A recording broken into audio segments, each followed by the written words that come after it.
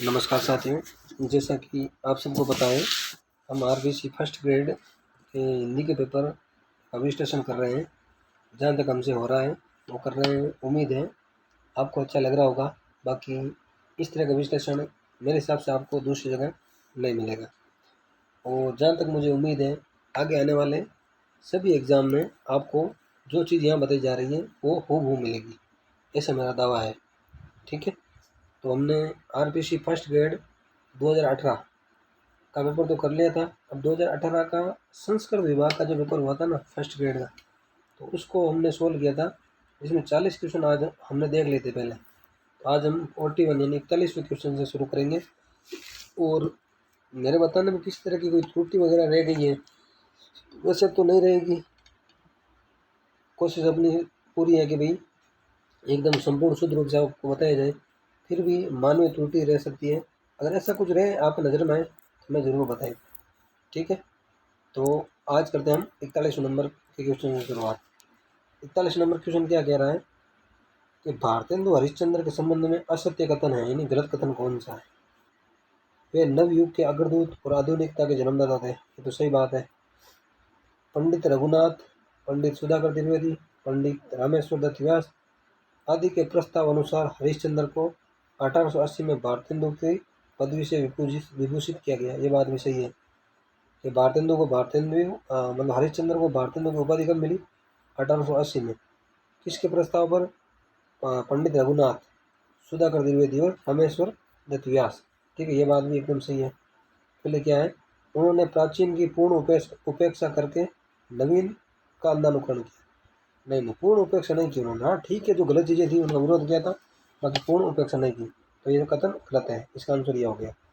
चौथा ऑप्शन में देख लेते हैं। इसमें उन्होंने अंग्रेजों की प्रशंसा प्रशंसा तो की, किंतु अपनी आत्मा और अपने व्यक्तित्व का हनन नहीं किया। सही बात है, तो ये गलत बात है इसमें। ठीक है, बाकी ये सारे जो तीन ऑप्शन है ना, इन्हें भी आप अच्छे से देखें। आने वाले एग्जाम में ये पूछे जा सकते हैं वापस। ठीक है, अगला क्वेश्चन, द्विवेदी युग के विषय में कौन सा कथन सत्य नहीं है? इस युग का नामकरण आचार्य हजारी प्रसाद द्विवेदी के नाम पर हुआ। यही गलत हो गया। पहले हजारी प्रसाद नहीं, महावीर प्रसाद द्विवेदी के नाम पर द्विवेदी युग का नामकरण हुआ था। और द्विवेदी युग कब से कब तक चला था? 1900 से लेकर 1918 तक। ठीक है, ये तो इसका सही आंसर हो गया। लेकिन तीनों ऑप्शन में हमें पढ़ने हैं, क्योंकि बाकी चीज़ें वापस पूछी जा सकती है। जो चीज़ वापस पूछी जाएगी ना, उसे हम गौर से देखेंगे। ठीक है ना। ऑप्शन नंबर 2 कह रहा है भाषा को परिष्कृत, क्या भाषा को परिष्कृत करने तथा शब्द भंडार बढ़ाने के उत्साह में इस युग में खड़ी बोली आवश्यकता से अधिक संस्कृत गर्भित हो गई। सही बात है, क्योंकि ब्रज भाषा के मोह को तोड़ दिया था द्विवेदी युगीन कवियों ने या कविताओं ने। ठीक है, ये बात एकदम सही है। और इस युग में यानी द्विवेदी युग में प्रधानता इतिवृत्तात्मक काव्य की रही। किस काव्य की रही? इतिवृत्तात्मक काव्य की। ये बात भी सही। इतिवृत्तात्मक आपको जहाँ भी दिख जाए ना, तो वो द्विवेदी युगीन प्रवृत्ति मानी जाती है। ठीक है, अगला ऑप्शन है इस युग के कवियों ने रूढ़ियों और परंपराओं के स्थान पर प्रकृति मानव जीवन के संबंध में व्यापक दृष्टिकोण ग्रहण किया है। ठीक है, इतिवृत्तात्मकता क्या होती है? वस्तु वर्णन या आख्यान की प्रधानता होती है, उसे इतिवृत्तात्मकता कहते हैं। वस्तु वर्णन या आख्यान की प्रधानता रहती है ना, उसे क्या कहते हैं? इतिवृत्तात्मकता। ठीक है, इतिहास से घटना लेकर आधुनिकता से जोड़ना, ये इतिवृत्तात्मकता है। ठीक है, मतलब प्राचीन आख्यानों को नवीन पुट देकर जोड़ना। ठीक है, वही है इतिवृत्तात्मकता।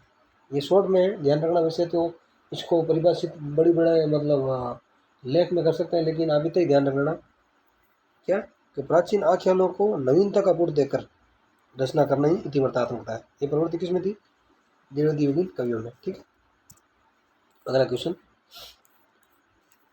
कौन सा कवि मैथिली शरण गुप्त के कृतित्व से मेल नहीं खा रहा है? मतलब मैथिली शरण गुप्त के कृतित्व से यानी रचनाओं से मेल नहीं खा रहा है। अब देखो, ऑप्शन नंबर 1 कह रहा है खड़ी बोली के स्वरूप निर्धारण और विकास में इनका योगदान अन्यतम है। सही बात है। ये तो उर्मिला, यशोधरा, विष्णुप्रिया आदि इनकी अपूर्व चरित्र सृष्टियाँ हैं, इन्हें करते हैं। ये बात भी सही है। और अगला क्या है, इनकी प्राय सभी रचनाएं राष्ट्रीयता से ओतप्रोत है। ये बात भी सही है। ऑप्शन नंबर 4 क्या कह रहा है? इनकी सर्वाधिक प्राचीन रचना भारत भारती 5 खंडों में विभक्त है। नहीं, ये गलत है। ये कितने खंडों में भारतीय 3 खंडों में विभक्त है। इसके 3 खंड है। खंड नंबर 1 है अतीत खंड। कौन सा खंड? अतीत खंड। खंड नंबर 2 वर्तमान खंड। और खंड नंबर 3 कौन सा है? भविष्य खंड। ठीक है, भविष्य खंड। ये किसके हैं? भारती के 3 खंड है, 5 नहीं है। जो यहाँ 5 दे रखा है ना, ये गलत है, बाकी देखो ये सही है। खड़ी बोली के स्वरूप निर्धारण और विकास में इनका योगदान अन्यतम है। किसका? कुब्ज जी का। जैसे इसका एग्जाम्पल दे तो साकेत महाकाव्य है इनका, ठीक है ना। उर्मिला, यशोदा, विष्णुप्रिया आदि इनकी रचनाएं सही है। प्राय सभी रचनाओं में राष्ट्रीयता मिलती है, ठीक है, ये बात भी सही है। अगला क्वेश्चन, हरिओद की कौन सी कृति उपन्यास है? ठीक है, वैसे सारे हरिओद की है। रसकलश भी हरिओद का है, ठेठ हिंदी का ठाठ भी, ये भी हरिओद का है। चौके चौपदे पीरी भरवा सारी है तो इनकी, लेकिन ये पूछ रहा उपन्यास कौन सा। देखो ऐसे क्वेश्चन आजकल आने लगे हैं, मेरे हिसाब से आपको साथ साथ देखना चाहिए कि भाई कौन सी रचना उपन्यास है, कौन सी कहानी है, कौन सा रेखा चित्र है, ठीक है, कौन सा रेखा चित्र है, कौन सा संस्मरण है। तो ऐसे क्वेश्चन आजकल क्या बहुत ज़्यादा आने लगे हैं। तो मेरे हिसाब से आपको देखना चाहिए कि भाई कहानी देख ली, रेखा चित्र देख लिया, उपन्यास देख लिया। तो ये क्वेश्चन क्या है, हार्ड वाला क्वेश्चन माने जाते हैं। क्योंकि ठीक है रचना तो याद रह जाती है भाई किसकी है, लेकिन कौन सी विधा है, विधा इंपॉर्टेंट हो जाती है, ठीक है ना। तो हरिओद की कौन सी कृति उपन्यास है? उपन्यास कौन सा है? ठेठ हिंदी का ठाठ। ठेठ हिंदी का ठाठ क्या है? उपन्यास। एक और है इनका अधखिला फूल। कौन सा फूल? अधखिला फूल, ये भी इनका है, अधखिला फूल हरिओद का, ठीक है। ये 2 उपन्यास है इनके। बाकी सारी इनकी कविता कह दो, काव्य कह दो, संग्रह कह दो, कुछ भी कहो, ठीक है। अगला क्वेश्चन, इनमें से कौन सा कथन गलत है? ये देखो प्रवृत्तियों में क्वेश्चन वापस अगर बनेंगे ना यहीं से बनेंगे, ठीक है ना। अगर आप पुराने क्वेश्चन अच्छे से देख लेते हो ना, तो आपके प्रवृत्ति बेस्ड जितने भी क्वेश्चन आएंगे वो सही हो जाएंगे। अब देखते हैं गलत। कबीर है ना, कबीरदास जी, शास्त्रीय ज्ञान की अपेक्षा अनुभव जनित ज्ञान को अधिक महत्व देते थे। ये बात तो सही है, ये गलत पूछ रहे हैं, ठीक है। अगला है, उत्तर भारत में भक्ति आंदोलन का सूत्रपात कबीर की प्रेरणा से हुआ। ये गलत है। उत्तर भारत में भक्ति आंदोलन रामानंद की प्रेरणा से हुआ। किसकी प्रेरणा से? रामानंद की प्रेरणा से हुआ, ना कि कबीर की प्रेरणा से। देखो इतना से सारा काम गड़बड़ हो गया। अगला है, देखो कबीर ऐसे जन कवि थे जिन्होंने भक्ति आंदोलन को सिद्धांत की मंजूषा से निकालकर व्यवहारिक धरातल प्रदान की। ये बात भी सही है, ठीक है। धार्मिक रूढ़ियों, बाह्य आडंबरों, सामाजिक कुरीतियों आदि का कबीर आजन्म विरोध करते रहे। ये बात सही है। एक बात गलत है। अब देखो कबीर के बारे में कितना भी गहरा क्वेश्चन पूछे ना यहाँ से हो जाएगा। ये देखो यहाँ खाली रामानंद है, ठीक है ना, बाकी सारे कबीर के हैं, ठीक है। अब देखते हैं नेक्स्ट क्वेश्चन, इनमें से कौन सा कथन सही नहीं है? ठीक है, देखो ऑप्शन 1 कह रहा है अष्टछाप के कवियों में सूर अग्रणी भक्त कवि थे। सही बात है, सबसे सीनियर सूरदास ही थे। अगला देखो ऑप्शन, अष्टछाप में दीक्षित होने से पूर्व सूर ने दैन्यपूर्ण भक्ति के पदों की रचना की थी। ये बात भी सही है, की थी। भ्रमर गीत है ना जो सूर सरावली का सबसे मार्मिक प्रश्न है, ये गलत है। भ्रमर गीत सूर सरावली का नहीं होगा, किसका है? सूर सागर का। किसका है? सूर सागर का, ठीक है। ये इंपॉर्टेंट चीज़ें होती है, छोटी छोटी है, लेकिन देखो अगर आप ध्यान से देखोगे ना, आप बड़ी से बड़ी कोचिंग में चले जाना, आपको ओल्ड पेपर नहीं करवाए जाएंगे। मैंने जहाँ तक देखा है ना, कोचिंग वाले, देखो मैं इतना भी विरोधी नहीं हूँ उनका, लेकिन वो क्या करते हैं, आपको कंटेंट बढ़ाते हैं। लेकिन आज तक भाई जो पेपर हो रखे है ना, भाई जैसे कोई बंदा 2023 के लिए फर्स्ट ग्रेड की तैयारी कर रहा है, कोई भर्ती आएगी जो, ठीक है, अगर कोई कोचिंग इंस्टीट्यूट 2022 तक के जो पेपर आ रखे हैं उनके क्वेश्चन संपूर्ण नहीं करा पा रहा, आपको 2022 तक जो पेपर हुए उनका मैटर उनके नोट्स में पूरा नहीं है, तो क्या गारंटी है कि 2023 में वो आपको सिलेक्शन दे देगा। भाई जो बंदा आपको 2023 तक जो पेपर हुए हैं, जो चीज़ें हो गई है, उनका भी कंटेंट आपको संपूर्ण दे नहीं पा रहा है, तो क्या गारंटी कि आने वाले एग्जाम का वो कंटेंट पूर्ण दे देगा। तो मेरी तो अप्रोच यही है कि जो बंदा आपको 2022 तक का मैटर अच्छे से दे रहा है ना, तो उसकी कैपेसिटी है कि वो 2023 के भी का भी मैटर आपको दे देगा। तो आप किसी का भी चयन करें ना, अच्छी तरह से देख के करें। कोई भीड़ दे के आप ना एडमिशन ना लेके ये नया एडमिशन ले लिया, ये ले लिया। तो मेरा तो ये अप्रोच यही है कि भाई आपके वो जो भी टीचर है अच्छा लगे, तो कम से कम आज तक के जो एग्ज़ाम है ना वो कंटेंट उनके नोट्स में शामिल होना चाहिए। बाकी मैंने देखा है 2022 के 2018 का मैटर आपको उनके मतलब नोट्स में नहीं मिलेगा। मैंने काफ़ी नोट्स भी देखे हैं, बुकें भी देखी हैं, सारी चीज़ें नहीं मिलती है, ठीक है। तो कोई नहीं, हम आगे बढ़ते हैं, ये बातें कभी और करेंगे, ठीक है। अगला क्वेश्चन है, जायसी के पद्मावत के संबंध में कौन सा कथन सही नहीं है?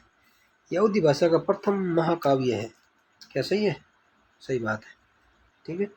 अगला है देखो, इस कवि ने यानी जायसी ने अपने जनपद की रीति नीति मौसम ऋतुओं आदि का जीवंत एवं मार्मिक चित्रण किया है। ये बात भी सही है। पद्मावती के प्रति रतन सेन का प्रेम साधनात्मक या आध्यात्मिक प्रेम है, ठीक है, जबकि रतन सेन के प्रति नागमती का प्रेम गृहस्थिक एवं लौकिक प्रेम है। ये बात भी सही है। अगला है, पद्मावत की रचना जायसी ने परिनिष्ठ साहित्यिक अवधि भाषा में की है। ये गलत है। पद्मावत की रचना ठेठ ग्रामीण अवधि में हुई। कैसे हुई? ठेठ ग्रामीण अवधि में। यह रट लेना, ये बार बार क्वेश्चन आता है, गलत होता है। ठेठ ग्रामीण अवधि में हुई थी। कब कैसे हुई थी? ठेठ ग्रामीण अवधि में की थी पद्मावत की रचना जायसी ने। और परिनिष्ठ साहित्यिक अवधि में पूछ ले तो ये रामचरितमानस है। कौन है? रामचरितमानस। इसकी रचना हुई थी परिनिष्ठ साहित्यिक अवधि। और ठेठ ग्रामीण अवधि में किसकी हुई थी? पद्मावत की। ठेठ ग्रामीण अवधि, जायसी ठेठ ग्रामीण थे, ऐसे ट्रिक से आप कैसे भी याद रख लो, तो आपको याद करना है, ठीक है। ये इंपॉर्टेंट चीज़ें हैं जो मैं बार बार जोर देकर बोल रहा हूँ ना, उन्हें आप अगर अच्छे से कर लेते हो तो आप और लोगों से आगे रहोगे, ये मेरी गारंटी है। बाकी देखो, आप कहीं से पढ़ो, मुझे कोई एतराज नहीं है, बाकी कंटेंट ढंग का ही मिलेगा, ठीक है। अगला क्वेश्चन, आलवार भक्त संतों से संबंधित कौन सा कथन सही नहीं है? ठीक है, गलत पूछा। देखो क्वेश्चन आप पढ़ो ना, तब तक देखो क्वेश्चन क्या पूछा, नहीं पूछा तो नहीं पे आप टिक कर दो कि भाई ये पूछ रहा है, ठीक है। ऑप्शन ए कह रहा है तमिल प्रदेशीय आलवार भक्तों की संख्या 8 मानी जाती है। ये पहले ही गलत हो गया। 8 ना होकर कितनी थी आलवार? 12 थी। कितनी थी? 12। नेनार पूछ ले तो 63, ठीक है। अगला ऑप्शन कह रहा है सगुण उपासक। आलवार कैसे थे? सगुण उपासक। आलवार भक्तों द्वारा परवहित भक्ति की भवन धारा दक्षिण से उत्तर में ही। सही बात है। अब देखो एक क्वेश्चन से कई चीजें बनती है। आलवार सगुण थे, ये पता चल गई, ठीक है। ऑप्शन नंबर 3 क्या कह रहा है? इन भक्तों ने स्त्री पुरुष ब्राह्मण अब्राह्मण सबके लिए भक्ति को सुलभ बना दिया। सही बात है। तमिल की मीरा कहने वाली अंडाल भी आलवार थी। ये बात भी सही है। देखो एक छोटी सी गलती है, बाकी सारा कंटेंट आपको क्लियर हो रहा है कि आलवारों के बारे में। आलवार 12 थे, ये लगा लो, बाकी आप इनको पहले नोट से बना लो, अच्छे से हो जाएगी। वैसे हम नोट्स आपको यहाँ करेंगे टॉपिक वाइज, जितने भी आज तक पेपर हुए ना, सेट के, आप सेकंड ग्रेड फर्स्ट ग्रेड सबको मिला के एक बार पेपर हो जाए, उसके बाद है ना मैं साथ में साथ टाइप कर रहा हूँ इनको, तो बाद में किसी आदिकाल के कितने क्वेश्चन आए, आदिकाल का कंटेंट देख लिया, फिर आदिकाल के क्वेश्चन देख लेंगे सारे। ऐसे हम करेंगे, ठीक है ना, जल्द। तब तक हम एक बार स्टैंडर्ड समझ लें कि एग्जामिनर की क्या अप्रोच है, वो कहाँ से क्वेश्चन दे रहा है बार बार। एक बार वो चीज़ें पता चल जाए ना, तो आगे की आसानी हो जाएगी, ठीक है ना। तो अब हम आगे शुरू करते हैं अगला क्वेश्चन। ये एक मिनट है ना। हाँ, क्वेश्चन क्या हो गया? कृष्ण भक्ति धारा में पुष्टि मार्ग, कृष्ण भक्ति धारा में क्या पुष्टि मार्ग का जाज किसे कहा गया? बताओ। ये तो आसान सा क्वेश्चन है, सूरदास को आ गया, ठीक है। देखो बाकी ऑप्शन आपको नहीं बताऊंगा क्योंकि इनमें ज़्यादा इंपॉर्टेंट है नहीं भाई। मैं आपको ये बोलूँ option A option B option C क्या सही है, सीधे आंसर बता दिया भाई आपको, और क्या है ज़्यादा टाइम खराब करने से क्या मतलब है, ठीक है ना। तो किसे कहा गया पुष्टि मार्ग का जाज? सूरदास को कहा गया, ठीक है। और पूछ ले किसने कहा है पुष्टि मार्ग का जाज सूरदास को? तो विठलनाथ ने कहा। किसने? विठलनाथ ने सूरदास को पुष्टि मार्ग का जाज कहा है। अब पूछ ले पुष्टि मार्ग की स्थापना किसने की? तो वल्लभाचार्य ने की थी। किसने? इन वल्लभाचार्य ने, ठीक है। 3 चीजें होगी। तो पुष्टि मार्ग का जाज सूरदास को कहा जाता है, ठीक है। अगला क्वेश्चन, कबीर परिचय के लेखक कौन है? कबीर की परिचय के लेखक कौन है? अनंतदास जी। कौन है? अनंतदास जी, ठीक है। धर्मदास जी ये ना कबीर के शिष्य थे जिन्होंने संत परंपरा को आगे बढ़ाया। किस परंपरा को? संत परंपरा को किसने आगे बढ़ाया? धर्मदास जी ने। संत परंपरा को क्या किया? आगे बढ़ाया। किसने? धर्मदास जी ने, ठीक है। ये कबीर पंथ के प्रवर्तक पूछ ले, किस पंथ के? कबीर पंथ के प्रवर्तक। कबीर पंथ के प्रवर्तक पूछ ले तो कौन है? वो भी धर्मदास जी है।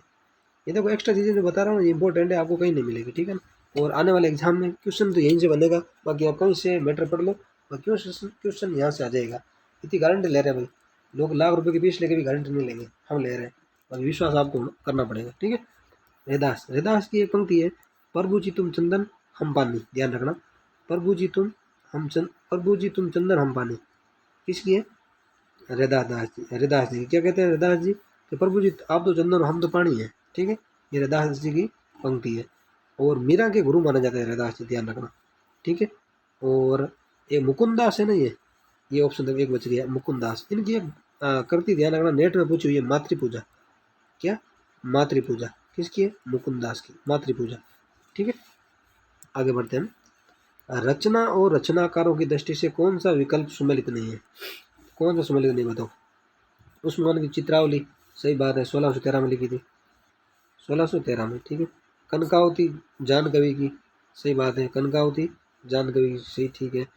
और हंस हंस जवाहिर कासिम शाह की 1731, ये भी एकदम करेक्ट बात है। मधुमालती कुतुबन की, नहीं नहीं नहीं, ये गलत है। मधुमालती किसकी है? मंजन की। किसकी है? मधुमालती मंजन की, जो पद्मावत के 5 साल बाद में लिखी गई, कब? 1545 में, ठीक है। मधुमालती मंजन की 1545 में। कुतुबन की क्या है फिर? कुतुबन की मरगावती है, क्या है? कुतुबन की मरगावती, ये कब लिखी गई थी? 1503 में, ठीक है।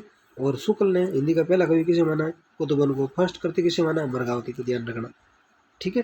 अब देखो इतनी चीज़ें बता दी, ये आपके काम आएगी। अब पद्मावत भी साथ में याद रख लो। पद्मावत किसकी है? ये जायसी की है। किसकी है? जायसी की, ठीक है। और इसकी रचना कब हुई थी? 1540 में, ठीक है। ये सारा चीज़ आप ध्यान रख लेते हो ना, तो क्वेश्चन आगे यहीं से बनेगा भाई, नया साहित्य थोड़े लिखा है, वही साहित्य है, ठीक है। अगला क्वेश्चन सॉरी दोस्तों, 52 नंबर क्वेश्चन, इनमें सगुण निर्गुण उपासना विषय कौन सा कथन सही नहीं? ठीक है। सगुण और निर्गुण दोनों ही उपासक सत्संग, गुरु महिमा तथा स्मरण के साथ तीर्थाटन को भक्ति का आवश्यक अंग मानते हैं। पहला ही कथन गलत है। सगुण तो मानते हैं तीर्थाटन को भक्ति का आवश्यक अंग, लेकिन निर्गुण नहीं मानते, तो ये कथन गलत हो गया, ठीक है। आंसर ही हो गया, ठीक है, निर्गुण नहीं मानते। बाकी सगुण के बारे में पूछे ना, तो एकदम राइट बात है, ठीक है। ये तो ये कि दोनों बार सगुण और निर्गुण दोनों ही भक्ति वो दोनों ही उपासक सत्संग, गुरु महिमा स्मरण के साथ क्या तीर्थाटन को भी भक्ति का आवश्यक। सगुण तो मानते हैं, लेकिन यह नहीं मानते भाई साहब, ठीक है। अब अगला देखो, अवतारवाद सगुण उपासना का मेरुदंड है, सही बात है, आंसर इसका यही है, ठीक है ना, ये नहीं पूछ रहे इसलिए। अगला देखो, निर्गुण उपासक पुराणों में वर्णित अवतारों को उनके विग्रह आदि को नहीं मानते, भाई अवतार को तो मानते नहीं ना, निर्गुण, ठीक है। अगला है, अवतारवाद का खंडन करने के बावजूद भी निर्गुण उपासक ब्रह्म को इंद्रिय गम्य बनाने के लिए उस निर्गुण निराकार पर रूपक प्रतीक अधिक आरोप करता है, सही बात है, ठीक है। तो अगला क्वेश्चन हम देखते हैं। अगला क्वेश्चन, यदि हम आचार्यत्व और कवित्व दोनों के एक अनूठे संयोग की दृष्टि से विचार करें, तो मतीराम, श्रीपति और दास से ये कुछ 20 ही ठहरते हैं। आचार्य रामचंद्र शुक्ल के कथन किसके लिए? कि 20 ही कौन ठहरते हैं इनसे? प्रताप सही। कौन ठहरते हैं? प्रताप सही। यदि हम आचार्यत्व कवित्व दोनों के एक अनूठे संयोग की दृष्टि से देखें, एक तो आचार्यत्व हो गया, कवित्व, दोनों के अनूठे संयोग की दृष्टि से विचार करें, तो मतीराम हो गया, श्रीपति, दास, इनसे ये कुछ 20 ही ठहरते हैं। तो शुक्ल ने कथन कहा था प्रताप शाही के बारे में। अगली बार पूछ ले कि प्रताप शाही के बारे में किसने कहा था? शुक्ल ने कहा था, हो गया ना क्वेश्चन उल्टा। तो प्रताप शाही की एक रचना इंपॉर्टेंट, ध्यान रखना, व्यंग्यार्थ कौमुदी। कौन सी कौमुदी? व्यंग्यार्थ कौमुदी, इंपॉर्टेंट है, ठीक है ना। अगला क्वेश्चन देखो, किस विकल्प की सभी रचनाएं महाकवि देव की है? किस विकल्प की सभी रचनाएं महाकवि देव की है? काव्य रसायन देव की है, ठीक है। छंदारणम ये देव की नहीं है, हो गया गलत। तो ये किसकी है? ये भिखारी दास की। किसकी है? भिखारी दास की, सभी पूछ रहा है, ठीक है ना। काव्य विलास ये भी देव की नहीं है, ये किसकी है? प्रताप शाही की, सीधा प्रताप शाही की। किसकी? कौन सी शाही की? प्रताप शाही की है काव्य विलास। तो ये कथन तो गलत हो गया, क्योंकि देव की शायरी नहीं है। अगले देखो, बाविलास देव की है, कवि कल्पद्रुम ये देव की नहीं है, हो गया गलत ये भी। तो ये किसकी है? कवि कल्पद्रुम श्रीपति की। किसकी है? श्रीपति की, ठीक है। काव्य प्रकाश किसकी है? साथ ही साथ ये देख लो, ये मम्मट की है। किसकी है? मम्मट की, ये कथन भी नहीं है, ठीक है। सभी रचनाएं देव की नहीं है, ठीक है। अगला देखो, रस विलास, तो ये भी गलत हो गया, क्योंकि रस विलास चिंतामणि की। किसकी है? चिंतामणि की। अलंकार माला ये भी देव की नहीं है। वैसे एक से गलत हो गया, क्योंकि सभी पूछ रहे हैं ना। तो अलंकार माला है किसकी भाई? आपकी ये भी जिज्ञास होगी मन में। तो सूरती मिश्र की है। किसकी है? सूरती मिश्र। इंपॉर्टेंट चीज़ें आप साथ में लिख लेना, बाकी आप किताबें छान लेना, आपको कहीं नहीं मिलेगा, ठीक है ना। भुवन विलास ये देव की, ठीक है। ये सभी पूछ रहा है, तो ये भी गलत हो गया। तो ऑप्शन नंबर ये सारी रचनाएं देव की है। भाव विलास, अष्टयाम, काव्य रसायन किसकी है? देव की है। ये काव्य रसायन हमने पढ़ा था, देव की है। ये भुवन विलास देव की है, जो, और भाव विलास देव की, ठीक है। सॉरी दोस्तों, अगर आपको ये वीडियो अच्छा लग रहा है ना, तो जो बंदा हिंदी से तैयारी करे ना, उनके साथ आपको शेयर जरूर करना है। बाकी मैं कम ही कहता हूँ शेयर सब्सक्राइब का, लेकिन भाई किसी की अगर हेल्प हो रही है ना, हमसे अगर किसी एक आदमी का भला हो रहा है ना, तो आपको करना चाहिए। ऐसा नहीं हम पढ़ लेंगे, वो हमसे ज़्यादा पढ़ लेगा, ऐसा कुछ नहीं है। मैं ही सोच लूँ कि मुझे आ रहा है, मैं को दूसरों को क्यों बताऊँ, नहीं, ऐसी ऐसी सोच नहीं रखनी है। इससे कोई फर्क नहीं पड़ता है, ये थोड़े कि कंपटीशन बढ़ता है ना, ना ना, ऐसा कुछ नहीं है। दूसरों के साथ शेयर करो तो अच्छी बात है, ठीक है ना। अगला क्वेश्चन, कवि कुल कंठाभरण ग्रंथ के रचयिता कौन है? कवि कुल कंठाभरण के कौन है बताओ? तो दुल्ह है। कौन है? दुल्ह है। तो ग्वाल कवि की भी रचना देख लो साथ में, इनकी एक रचना है रस रंग। क्या है? रस रंग, ये है ग्वाल की, ठीक है। श्रीपति की हमने ऊपर देखी थी अभी, कौन सी बताओ बताओ, याद करो, इसमें है तो कौन सी? ये कवि कुलपुत्र, ये किसकी है? श्रीपति की। सूरत मिश्र की देख लो, सूरत मिश्र की भी हमने बात की थी अभी, कौन सी बताओ? ये अलंकार माला किसकी है? सूरत मिश्र की। और दूल्हे की कवि कुल कंठाभरण हो ही गई। आगे बढ़ते हैं। सूफी काव्य का कौन सा कथन सही नहीं है? गलत पूछ रहा है ना। सूफी काव्य रचना में सर्वप्रथम गुरु की वंदना की जाती। नहीं नहीं नहीं, ये यहीं से गलत हो गया। सूफी काव्य में सर्वप्रथम परमात्मा की वंदना की जाती है। क्या? ईश वंदना। फिर क्या की जाती है? देखो, ये सूफी काव्य का इंपॉर्टेंट चीजें हैं, आंसर तो यही है, ठीक है। अब देखो, सूफी काव्य में सबसे पहले ईश वंदना की जाती है। ईश यानी ईश्वर की वंदना, ठीक है। फिर क्या किया जाता है? पैगंबर की स्तुति, मोहम्मद साहब थे ना, उनकी स्तुति की जाती है, पैगंबर की स्तुति, ठीक है। फिर शाह वक्त की प्रशंसा, जो उस वक्त राजा होता है ना, उसकी प्रशंसा, शाह वक्त की प्रशंसा। फिर गुरु वंदना, फिर गुरु वंदना। देखो, गुरु वंदना छोटे नंबर पे है, इन्होंने सर्वप्रथम दे दी तो गलत हो गया, ठीक है। फिर क्या किया जाता है? फिर आत्म परिचय, ये ध्यान रखना, कभी क्रम भी पूछा जा सकता है। ईश वंदना, पैगंबर स्तुति, शाह वक्त की प्रशंसा, गुरु वंदना और आत्म परिचय, ठीक है। तो सर्वप्रथम गुरु वंदना की जाती है, इसलिए गलत हो गया, ठीक है। अगला देखो, सूफी कवि लौकिक यानी संसारिक प्रेम को आध्यात्मिक प्रेम में बाधक नहीं अपितु साधक मानते हैं। एकदम सही बात है। लौकिक प्रेम यानी संसारिक प्रेम को क्या मानते हैं? आध्यात्मिक प्रेम में साधक मानते हैं, ठीक है, सही बात है। सूफी है ना, वे प्रेम के द्वारा परमात्मा को प्राप्त करने की बात करते हैं, ये बात भी सही है। अगला देखो, बहुसंख्यक सूफी कवियों ने लौकिक प्रेम कहानियों के माध्यम से अपना आध्यात्मिक प्रेम अभिव्यक्त किया, ये बात भी सही है, तो ये गलत है, ठीक है। ये देखो, चार ऑप्शन अगर आप देख लेते हो ना, आपका अच्छे से हो जाता है। बाकी आपको बड़ी बड़ी पोथियाँ पढ़ना कोई ज़रूरी नहीं है भैया। फर्स्ट ग्रेड सेकंड ग्रेड की तैयारी कर रहे हो, इससे कौन आप PhD होल्डर बन रहे हो? वैसे मैं तो बोल रहा हूँ, आप एमटेड होता है ना, PhD वाला, वो भी दे देना, इनसे हो जाएगा। नेट दे देना भाई, वो भी हो जाएगा, लेकिन विश्वास आपको भी करना पड़ेगा, ठीक है ना। बाकी आपकी इच्छा है, करो ना करो, मेरा काम है करवाना, ठीक है। अगला क्वेश्चन, शंकराचार्य के बाद इतना प्रभावशाली और इतना महिमान्वित भारतवर्ष में दूसरा नहीं हुआ। किसके बारे में? भक्ति आंदोलन से पूर्व सबसे शक्तिशाली आंदोलन गोरखनाथ का भक्ति मार्ग था। गोरखनाथ के बारे में ये बात किसने की थी? तो ये हजारी बाबा ने की थी। किसने? हजारी बाबा, हजारी प्रसाद द्विवेदी। कि शंकराचार्य के बाद इतना प्रभावशाली और इतना महिमान्वित भारतवर्ष में दूसरा नहीं हुआ। भक्ति आंदोलन से पूर्व सबसे शक्तिशाली आंदोलन गोरखनाथ का भक्ति मार्ग था, हजारी प्रसाद द्विवेदी ने कहा। अगली बार पूछ लेगा हजारी प्रसाद द्विवेदी ने ऐसे किसके बारे में कहा? तो गोरखनाथ के बारे में, ठीक है। अगला क्वेश्चन, इन रचनाओं को रचनाकार के साथ सम्मिलित कीजिए, ठीक है। जिंदगी और जोंक किसकी है? अमरकांत की। 1 में 4। अब देखो, आपको सीधे ही है ना क्वेश्चन ऐसे करना है, 1 में 4 किस में आ रहा है? देखो ये है, बाकी आपको कोई देखना जरूरी नहीं है, ठीक है। ये हो गया सही, ऐसे आपको क्वेश्चन करना है। तो जिंदगी और जोंक अमरकांत की 1 में 4। फैंस के इधर उधर, बताओ ये किसकी है? ये ज्ञान रंजन की। किसकी है? ज्ञान रंजन, ये ज्ञान रंजन। गदल, गदल किसकी है बताओ? रागे रागों की। जा लक्ष्मी कह रहे हैं राजेंद्र यादव। हो गया। अगला क्वेश्चन देखते हैं, इन रचनाकारों को संबंधित रचनाओं के साथ सम्मिलित कीजिए। मर्दुला गर्ग का बताओ कौन सा है? एक और अजनबी। 1 में 4। पहले देखो, आप इसमें 1 में 4 मिलता है, ये देखो 1 में मिल रहा है, बाकी देखना जरूरी नहीं होगा ऐसे। अब देखो, मर्दुला गर्ग का एक और अजनबी, ठीक है। शंकर शेष का एक और द्रोणाचार्य। सुरेंद्र वर्मा का 8वां सर्ग। रमेश बख्शी का देवयानी का कहना है। देखो, सीधा एक ऑप्शन से आपका मामला बैठ रहा है, ठीक है ना। अगला क्वेश्चन देखो, ये जो मिलान वाला क्वेश्चन सबसे आसान होते हैं और लोग हार्ड बना देते हैं, पता नहीं क्यों। इन रचनाओं को संबंधित रचनाओं के साथ सम्मिलित करते हुए सही विकल्प का चयन कीजिए। अब देखो, वापसी, वापसी किसकी है बताओ आप? उषा प्रियवंदा की। किसकी है? उषा प्रियवंदा। अब देखो, 1 में 3 किस में आ रहा है? 1 में 3 इसमें भी आ रहा है, इसमें भी आ रहा है, ये दोनों तो काट दो आप, ठीक है। एक चूहे की मौत बद्दी उजमा की। किसकी है? बद्दी उजमा की। अब बी में 1 देखो, बी में 1 इसमें नहीं आ रहा, तो ये भी गया, ये हो गया सही, ठीक है। आवारा मसीहा किसकी है? ये देखो, बताओ। विष्णु प्रभाकर, ये शरद चंद्र की जीवनी है, ठीक है।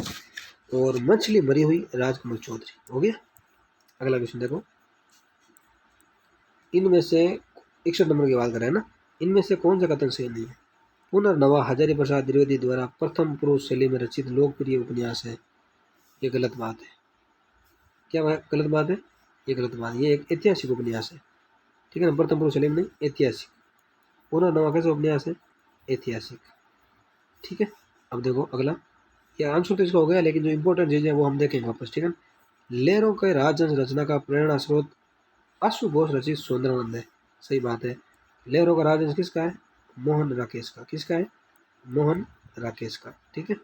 अगला देखो, ध्रुव स्वामी नाटक में प्रकारांतर से नारी अधिकारों की आवाज़ बुलंद की गई है। ये बात भी सही है, ठीक है। तुलसीदास में निराला ने विदेशी संस्कृति पर भारतीय संस्कृति के विजय को प्रतिष्ठित किया। ये बात भी सही है। आंसर तो ये हो गया, ठीक है। ध्रुव स्वामी ने किसका नाटक है? मुझे ये बताओ। ये जयशंकर प्रसाद का है। किसका है? जयशंकर प्रसाद का। इसमें पुनर्विवाह पर जोर दिया गया है, क्योंकि एक होती है ध्रुव स्वामी जो अपने देवर का वर्णन करती है कायरपति को छोड़ के, तो पुनर्विवाह की बात की गई इसमें, ठीक है ना। मतलब समर्थन है, बात तो क्या की गई है समझ सकते हैं हम, ठीक है। अगला क्वेश्चन, इन रचनाओं को रचनाकारों के साथ सम्मिलित कीजिए। रस सिद्धांत किसकी बताओ? रस सिद्धांत नगेंद्र की। 1 में 2 सीधा देखो आप पहले, 1 में 2 किस में आ रहा है? इसी में आ रहा है, बाकी देखो कहीं नहीं है, तो ये सही हो गया, ठीक है ना। रस सिद्धांत किसकी है? नगेंद्र की। संस्कृति के 4 अध्याय किसकी है? दिनकर की। किसकी है? दिनकर की। भाषा और समाज किसकी है? रामविलास शर्मा की। दूसरी परंपरा की खोज नामवर सिंह की। एक रस मीमांसा पूछ ले, कौन सी मीमांसा? रस मीमांसा पूछ ले तो वो शुक्ल की है। किसकी है? रस मीमांसा शुक्ल की है, ठीक है ना। और रस सिद्धांत किसकी है? नगेंद्र की। रस सिद्धांत नगेंद्र। संस्कृति के 4 अध्याय दिनकर। भाषा और समाज रामविलास शर्मा। दूसरी परंपरा की खोज नामवर सिंह। देखते हैं अगला क्वेश्चन। अगला क्वेश्चन है, निम्नलिखित रचनाओं को संबंधित विधाओं के साथ सम्मिलित करते हुए सही विकल्प का चयन कीजिए। क्या भूलूं क्या याद करूं? ये क्या है? ये पूछ रहे हैं ना, क्या भूलूं क्या याद करूं? तो ये है आत्मकथा। क्या है? आत्मकथा। अब देखो 1 में 2 किसमें है? पहले आप क्वेश्चन के करने के अप्रोच देखो, 1 में 2। अब देखो इसमें भी है और इसमें भी, ये 2 ऑप्शन आप काट दो, ठीक है। फिर पूछ रहा है सौंदर्य की नदी नर्मदा। क्या? सौंदर्य की नदी नर्मदा, ये क्या है? ये यात्रा वृत्तांत है। क्या है? यात्रा वृत्तांत। बी में 1 देखो, हम बी में कहाँ आ रहा है? इसमें नहीं आ रहा, ये गलत, तो ये हो गया आंसर, ठीक है ना। इस तरह आप क्वेश्चन करोगे ना तो आपके आराम से हो जाएंगे। क्या बोलूँ क्या याद करूँ? क्या है? आत्म कथा, ठीक है। सौंदर्य की नदी नर्मदा अमरलाल बेगड़ का है, ये यात्रा वृत्तांत है। क्या बोलूँ क्या याद करूँ? हरिवंश राज बच्चन की आत्म कथा है, ठीक है। रागे राघव एक अंतरंग परिचय, ये क्या है? ये जीवनी है, जो लिखी थी इनकी पत्नी थी शायद, सुलोचना। सुलोचना रागे राघव लिखती है, पूरा नाम अपना सुलोचना रागे राघव, रागे राघव, ठीक है। क्षण बोले कण मुस्कुराए, ये तो एक बच्चा क्या है? रिपोर्ट आज है। किसका है? कन्हैया लाल मिश्र प्रभाकर। कौन सा लाल? कन्हैया लाल मिश्र प्रभाकर, ठीक है। अगला क्वेश्चन, इन रचनाओं को संबंधित रचनाकारों के साथ सम्मिलित करते हुए सही विकल्प का चयन कीजिए। निर्मला पूछ ले, तो निर्मला किसकी है? प्रेमचंद की। देखो 1 में 3 कहाँ आ रहा है? इसी में आ रहा है, और कहीं नहीं आ रहा, तो आंसर यही हो गया। ये चीज़ें आपको देखनी है ऑप्शन, मान लो बाकी आपको नहीं आते ना, एक भी आ जाए ना वो देख लो। मिलन यामिनी किसकी है? हरिवंश राय बच्चन की, ठीक है। नाटक जारी है लीलाधर जगुड़ी की। द्वंद्व गीत दिनकर का, ठीक है। अगला क्वेश्चन, इनमें से किस कवि का संबंध 30वें शतक से है? बताओ, ट्रिक बताई थी हमने पहले वीडियो में। परम विकु सर्वेश के की, परम विकु सर्वेश के की। 30 शतक का संबंध पूछ रहा, देखो सर्वेश सीधे आ रहा है, सर्व शब्द आ सकते हैं, ठीक है। ये बताओ वापस या याद है? आराम से याद कर लेना, अगर नहीं है तो। इंपॉर्टेंट ट्रिक है, छोटी सी है, हर बार क्वेश्चन आता है, ठीक है। अगला क्वेश्चन, निम्नलिखित समकालीन महिला रचनाकारों और उनकी रचनाओं से संबंधित कौन सा विकल्प सम्मिलित नहीं है? गलत पूछ रहे हैं। प्रभा खोतान की अहल्या, सही है। कात्यायन की गलत पत्ते की चिट्ठियाँ, गलत पत्ते की चिट्ठियाँ, ये गलत है, ठीक है। अनामिका खुरदरी हथेलियाँ, सही है। अजंता देव राह का किला, सही है। तो कात्यायनी गलत पत्ते की चिट्ठियाँ गलत है। तो अब आपको मन में आ रहा है कि गलत पते की चीटियाँ हैं किसकी? भाई गलत पते की चीटियाँ किसी ने तो लिखी होगी, तो ये अनामिका की है। किसकी है? अनामिका की। ठीक है, अनामिका की और रचना आप ध्यान रख लेना एक दो। देखो, एक तो अनामिका की गलत पत्ते की चिट्ठियाँ, एक खुरदरी हथेलियाँ, और एक है अन्य ब्याही औरतें। क्या है? अन्य ब्याही औरतें। किसकी? अनामिका की। अन्य ब्याही औरतें अनामिका की। और एक इसकी बीजाक्षर। ये सारी रचना अनामिका की है। देखो, खुरदरी हथेलियाँ, गलत पत्ते की चीटियाँ, अन्य ब्याही औरतें, बीजाक्षर। अब क्या पूछेगा अगला आपसे, बताओ। प्रभा खुतान की भी देख लेते हैं साथ में। प्रभा खुतान की एक तो है अहल्या, एक क्या है? एड्स। एड्स, ये किसकी रचना है? प्रभा खुतान की। एक है छिन्नमस्ता। कौन सा मस्ता? छिन्नमस्ता, प्रभा खुतान की। और एक कौन सी है? एक है आओ पेम्पे घर चले। कौन चले? आओ पेपे घर चले। आओ पेम्पे घर चले, ये भी किसकी है? प्रभा खुतान की। छिन्नमस्ता, एड्स, आओ पेम्पे घर चले, प्रभा खुतान की। तो कात्यायन की, तो इनकी है सात भाइयों के बीच चंपा। क्या है?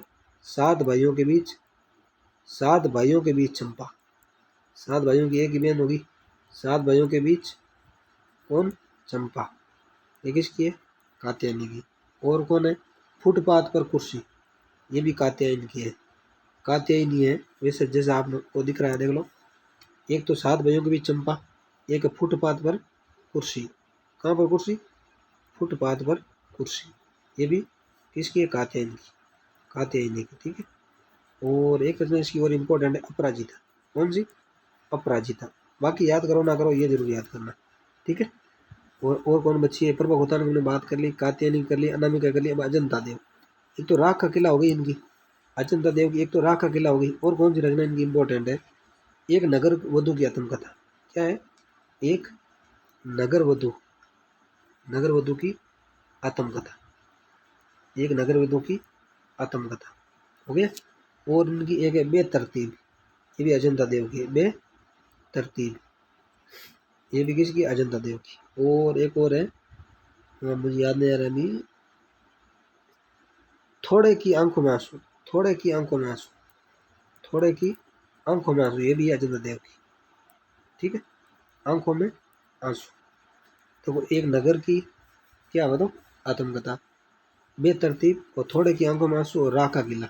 ये इतनी आप अगर इन कवियत्रों को देख लो ना, आपका आने वाला क्वेश्चन गलत नहीं होगा। ठीक है। अगला देखो, प्रकाशन वर्ष की दृष्टि से दिनकर की इन काव्य कृतियों का सही क्रम किस विकल्प में सही है? तो रेणुका 1935। ठीक है, रेणुका कब? 1935। सामदेनी 1947। ठीक है। रश्मिर थी, इसकी रचना हुई थी शायद 1952। 1952। और उर्वशी 1961। तो ये हो गया सही। देखो, एक इनकी रचना आप और सुन लो दिनकर की। मैं बोल देता हूँ, रेणुका, हुंकार, रसवंती, द्वंद्व गीत, कुरुक्षेत्र, सामदेनी, बापू, रश्मिर थी, और उर्वशी, परशुराम की प्रतीक्षा। ठीक है ना। ये सारी इनकी रचनाएं इंपॉर्टेंट है, ध्यान रखना। दिनकर इंपॉर्टेंट है। क्या है? इंपॉर्टेंट। ठीक है। सॉरी दोस्तों, दिनकर एक ध्यान रखना, दिनकर पर गांधीवाद का प्रभाव नहीं था। दिनकर पर क्या नहीं था? दिनकर पर गांधीवाद का प्रभाव नहीं था। इंपॉर्टेंट पंक्ति है, ठीक है ना। ये क्वेश्चन हर बार आता है, मैं बोल रहा हूँ, आगे 10 साल तक और आएगा। मैथिलीशरण गुप्त पर गांधीवाद का प्रभाव था, लेकिन दिनकर पर गांधीवाद का प्रभाव नहीं था। नोट लगा के लिख लेना, दिनकर पर गांधीवाद का प्रभाव नहीं था, नहीं था, नहीं था। ठीक है। कई बार क्वेश्चन आता है, तो मैं आज आपको एक ही पंक्ति बता रहा हूँ, इससे आपके क्वेश्चन हो जाएंगे। अगला क्वेश्चन देखो, प्रकाशन वर्ष की दृष्टि से पंत की निम्नलिखित रचनाओं का सही क्रम किस विकल्प में? देखो, ग्रंथि, ग्रंथि 1920। ठीक है। युगवाणी 1938। ठीक है। स्वर्ण किरण 1947। और चिदम्बरा 1958। हो गया क्रम से, ये इनकी सही है। ठीक है। और इनकी देखो, मैं आपको बता रहा हूँ, एक तो छायावाद के जो चार कवि हैं ना, उन चारों की रचनाओं का क्रम आपको याद कर लेना क्रम से। छायावाद की चारों कवियों की जो भी है, उपन्यास, कहानी, संस्मरण, जो भी उन्होंने लिखा ना, वो आपको क्रम से याद कर लेना। कैसे? क्रम से। ठीक है ना। तो पहली कौन सी है? सन सहित याद करना है, इंपॉर्टेंट है, हर बार पूछा जाता है। जोर दे के कह रहा हूँ, छायावाद को आपको क्रम से याद करना है। ये हार्ड क्वेश्चन होता है और हर किसी से होता नहीं है, और आप हर किसी को क्रम से याद करने मत बैठ जाना, जो बताऊँ वो क्रम से याद कर लेना, आपका काम हो जाएगा। ठीक है, अब देखो ये कौन है, पंत। पंत के बारे में बात कर रहे थे ना। अब पंत के देखो रचना है थोड़ी सी, एक तो महाकाव्य है इनका, एक तो लोकायन, क्या है, लोकायतन, क्या है, लोकायतन, और एक है इनका महाकाव्य सत्यकाम। सत्यकाम और लोकायतन, ये दो हो गए महाकाव्य किसके, पंत के। और पंत के अब देखो रचना जो पूछी जाती है कई बार, वीणा, सॉरी उच्छ्वास, ग्रंथि, वीणा, पल्लव, गुंजन, युगांत, युगवाणी, ग्राम्य, स्वर्ण किरण, स्वर्णधूलि, उत्तरा, युगपत, चिदम्बरा, कला और बूढ़ा चांद, लोकायतन, कीर्तन। मैं इसलिए आपको नहीं लिख रहा हूँ क्योंकि मैं बोल जाऊंगा भाई किसका क्रम कैसे है, वो मेरे के सेट हो रखी है ना, इसके हिसाब से बोल देता हूँ, उसे हो जाएगी। वापस देखो आप, उच्छ्वास, ग्रंथि, वीणा, पल्लव, गुंजन, युगांत, युगवाणी, ग्राम्या, स्वर्ण किरण, स्वर्णधूलि, उत्तरा, युगपत, चिदम्बरा, कला और बूढ़ा चांद, लोकायतन और गीतांश। ये रचना इनकी, कई बार क्रम भी पूछा जाता है, ध्यान रखें। ठीक है, अगला क्वेश्चन देखते हैं। प्रकाशन वर्ष की दृष्टि से प्रसाद की निम्नलिखित में से रचनाओं का सही क्रम किस विकल्प में। देखो छायावाद का मैंने बोला क्रम याद कर लेना, तो आंसू 25 में आए, स्कंदगुप्त 28 का है, ध्रुव सोमेनी 33 का है, कामायनी 36 की। ठीक है, ये आंसर सही है। छायावाद के सारे कवियों की रचनाएं क्रम से याद करनी है। ठीक है, प्रसाद के संग्रह हैं जिनका भी क्रम पूछा जाता है।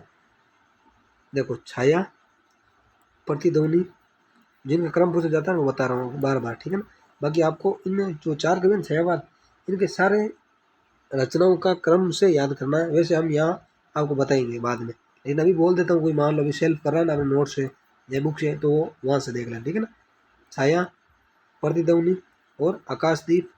कौन सा दीप, आकाशदीप। छाया, प्रतिध्वनि, आकाशदीप और आंधी, इंद्रजाल। आंधी और कौन सा जाल, इंद्रजाल। छाया, प्रतिध्वनि, आकाशदीप, आंधी, इंद्रजाल, ये प्रसाद के संग्रह है। ठीक है, इनका भी क्वेश्चन आता है। अगला क्वेश्चन, प्रकाशन वर्ष की दृष्टि से अज्ञेय की इन रचनाओं का सही क्रम है। एक देखो अज्ञेय को भी आपको क्रम से याद कर लेना है, और छायावाद के जो पुरस्कार प्राप्त कवि है ना, पुरस्कार प्राप्त, उन सारे कवियों की रचनाओं को आपको क्रम से याद करना है। मतलब 4 सप्तक है, जो चारों सप्तक है ना, 4 सप्तक आए थे, चारों में जो पुरस्कार प्राप्त कवि है ना, उनकी रचनाओं को आपको क्रम से याद करना है, क्योंकि क्वेश्चन ये पूछा जाएगा, हर किसी से होगा नहीं। ठीक है ना, देखो इनका कौन सा सही क्रम, तो ये इसका ऑप्शन सही है।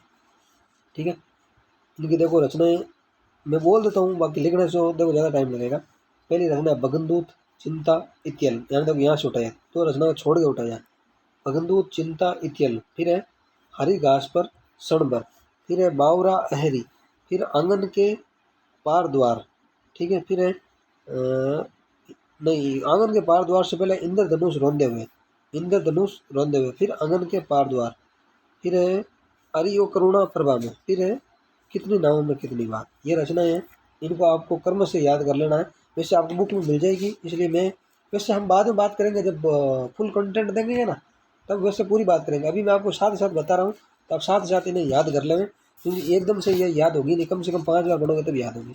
ठीक है ना, अगला क्वेश्चन सॉरी दोस्तों, अगला क्वेश्चन, प्रकाशन वर्ष की दृष्टि से प्रेमचंद की इन रचनाओं का सही क्रम। प्रेमचंद को उपन्यास सम्राट कहा जाता है, तो आपको इनके सारे उपन्यास के भी क्रम से याद करना है, कौन से उपन्यास की रचना कब हुई, कौन सी की कब नहीं। जो चीज़ मैं बता रहा हूँ, अगर आप वो कर लोगे तो आप सबसे आगे रहोगे। ठीक है ना, सेवा सदन 18 में, पहला तो सेवा सदन ये हो गया।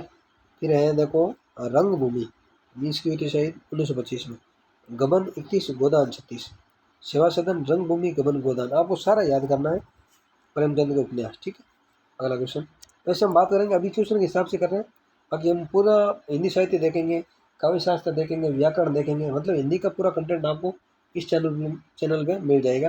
थोड़ा धैर्य रखना पड़ेगा आपको। ठीक है, अगला क्वेश्चन है, इनमें से कौन सा कथन सही नहीं है। इंपॉर्टेंट है, हर बार क्वेश्चन यहीं से आता है, आप समझ सकते कितने पढ़ लेना, क्वेश्चन यहीं से आ जाएगा।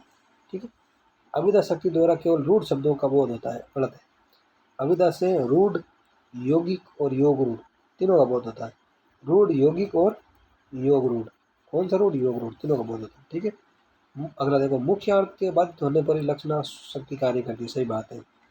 अगला देखो, वेदना शक्ति शब्द के मूल में छिपे हुए अकथित अर्थ को द्योतित करती है, सही बात है।